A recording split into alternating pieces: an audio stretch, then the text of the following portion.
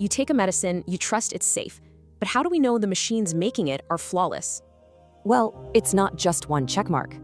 It's a tough, four-stage process called qualification to prove it's perfect.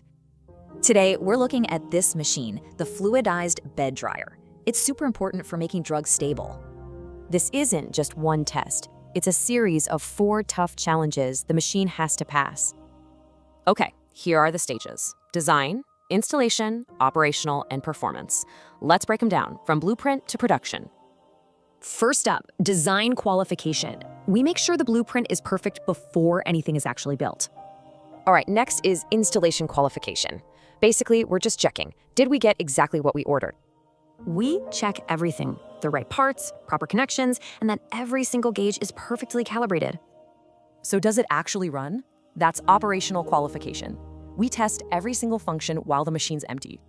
We literally push every button and test every alarm. We confirm airflow and temperature are spot on. A huge part of this is making sure it heats evenly. Any hot or cold spots could ruin a batch. And now for the main event, performance qualification.